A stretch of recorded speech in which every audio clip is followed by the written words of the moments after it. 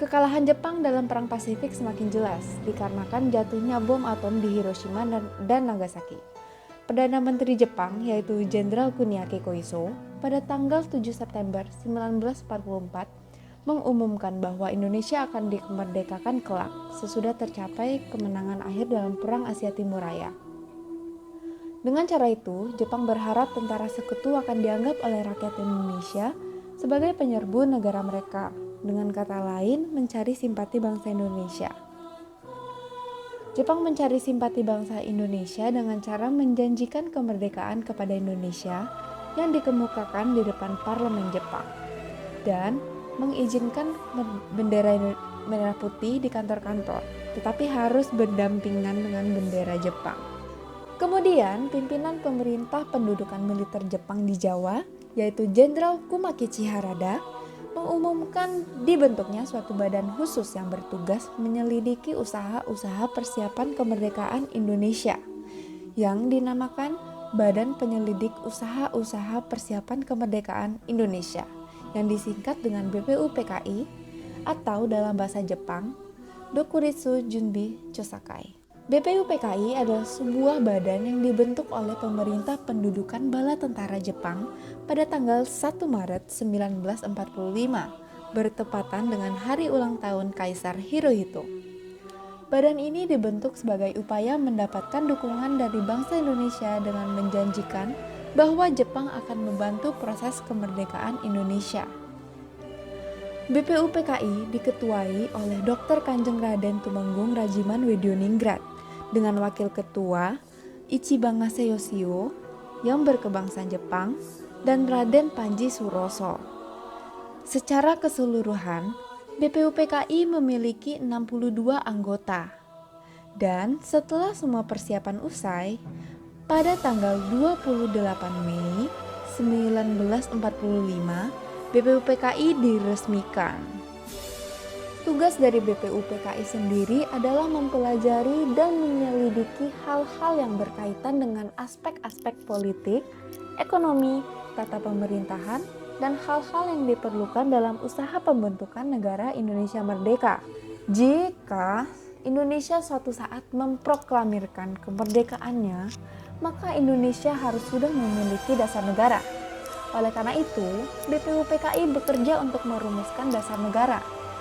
Dalam merealisasikan tugas-tugasnya, BPUPKI melakukan 2 sidang, yaitu BPUPKI melakukan sidang yang pertama pada tanggal 29 Mei sampai 1 Juni 1945. Pada tanggal 28 Mei 1945 diadakan upacara pelantikan dan sekaligus seremonial pembukaan masa persidangan BPUPKI yang pertama di gedung Chuosangin, yang kini gedung itu dikenal dengan sebutan Gedung Pancasila yang berlokasi di Jalan Pejambon 6, Jakarta. Sidang BPUPKI pertama diselenggarakan dengan tujuan untuk membahas bentuk negara Indonesia, falsafah negara yaitu Indonesia Merdeka, serta merumuskan UUD Negara Indonesia. Sidang diawali dengan membahas pandangan mengenai bentuk negara Indonesia, yakni disepakati berbentuk Negara Kesatuan Republik Indonesia atau yang disebut NKRI. Kemudian agenda sidang dilanjutkan dengan merumuskan Konstitusi Negara Kesatuan Republik Indonesia. Untuk hal ini, BPUPKI harus merumuskan dasar negara Republik Indonesia terlebih dahulu yang akan menjiwai isi dari Undang-Undang Dasar Negara Kesatuan Republik Indonesia itu sendiri. Sebab Undang-Undang Dasar adalah merupakan konstitusi Negara Kesatuan Republik Indonesia. Persidangan BPUPKI yang pertama ini adalah mendengarkan pidato dari 3 tokoh utama Pergerakan Nasional Indonesia yang mengajukan pendapatnya tentang dasar negara Republik Indonesia. Tokoh-tokoh itu adalah Master Profesor Muhammad Yamin, Master Profesor Dr. Supomo, dan Insinyur Soekarno.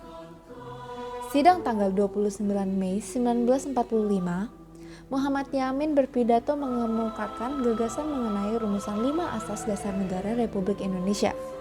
Sidang tanggal 31 Mei 1945, Supomo berpidato mengemukakan gagasan mengenai rumusan 5 prinsip dasar negara Republik Indonesia yang dinamakan Dasar Negara Indonesia Merdeka.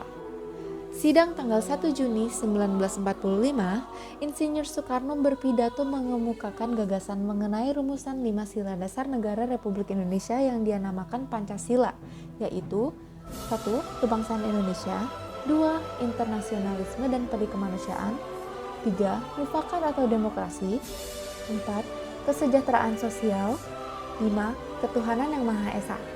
Pidato dari Insinyur Soekarno ini sekaligus mengakhiri masa persidangan BPUPKI yang pertama. Masa persidangan BPUPKI yang pertama ini dikenang dengan sebutan detik-detik lahirnya Pancasila, dan tanggal 1 Juni ditetapkan dan diperingati sebagai hari lahirnya Pancasila. Menindaklanjuti usulan-usulan tersebut, BPUPKI membentuk panitia kecil yang disebut dengan Panitia 9. Panitia ini bertugas menggodok berbagai masukan dari konsep-konsep sebelumnya yang telah dikemukakan oleh para anggota BPUPKI itu. Adapun susunan keanggotaan dari Panitia 9 ini yaitu Insinyur Soekarno-Hatta sebagai ketua, Dr. Andus Muhammad Hatta sebagai wakil ketua, dan memiliki 7 anggota lainnya. Pada tanggal 22 Juni 1945, Panitia 9 menghasilkan rumusan dasar negara Republik Indonesia yang disebut dengan Piagam Jakarta. Adapun isi dari rumusan tersebut yaitu 1. Ketuhanan dengan kewajiban menjalankan syariat Islam bagi pemeluk-pemeluknya. 2. Kemanusiaan yang adil dan beradab. 3. Persatuan Indonesia. 4. Kerakyatan yang dipimpin oleh hikmat kebijaksanaan dalam permusyawaratan perwakilan. 5. Mewujudkan suatu keadilan sosial bagi seluruh rakyat Indonesia. Rancangan itu diterima untuk selanjutnya dimatangkan dalam masa persidangan BPUPKI yang kedua yang diselenggarakan mulai tanggal 10 Juli 1945.